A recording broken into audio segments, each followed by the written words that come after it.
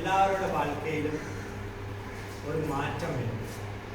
மாற்றம் உருவாக்க வேண்டியது நாம தான் தவிர வேற யாரும் நம்ம வாழ்க்கையில மாற்றத்தை உருவாக்க முடியாது. அதனால எல்லாரோட வாழ்க்கையும் சிறப்பாக இருக்கணும் என்றால் அவனவன் நினைக்க வேண்டும், அவனவன் நினைக்க வேண்டும்.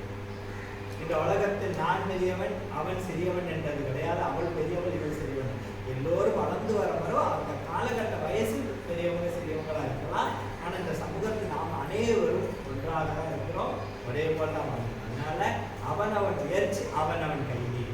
அதனால நாம் யாரும் இழிவுபடுத்தாது. உங்களுக்குள்ளே எந்த இழிவு வச்சுக்கூடாது. நானும் பெரியார், நானும் நல்லா இருப்பேன், ஆரோக்கியமா இருப்பேன். நமக்கு பெரிய ஒரு செல்வம் என்னவென்றால் நம்மளோட உடல் நலம். உடலை நல்லா பார்த்துக்கோங்க. நமக்கு வேண்டி இன்னொரு ஆளுக்கு வேண்டி நம்ம உடம்பை நாசம் பண்ணக்கூடாது. இந்த ஏரோப்ளைன்ல ஏறினவங்க சொல்ற ஒரு இது சொல்லி கொடுப்பாங்க. என்னன்னா, ஃபர்ஸ்ட் ஆக்சிஜன் எடுத்து நின்று போச்சுன்னா ஃபர்ஸ்ட் உங்களை நீங்க காப்பாத்திக்கோங்க, அதுக்கப்புறம் அடுத்தவங்களை காப்பாற்றணும். காரணம் என்னால் நீங்கள் இருந்தால் மட்டும்தானே அடுத்தவங்களை காப்பாற்ற முடியும். அதனால உங்க உடம்பை நல்லா பார்த்துக்கோங்க, அதுக்கப்புறம் பிள்ளைகளை பாருங்க, எல்லாரையும் பாருங்க. அதே போல எல்லோரும் உங்கள் உடம்பை நலமாக பார்த்துக்கொள்ளுங்க. எப்போதும் பரிபூர்ண ஆசீர்வாதம் செய்யணும். இந்த ஆதீனமானது மரபு விட்டு போகாமல் அதை நீங்கள்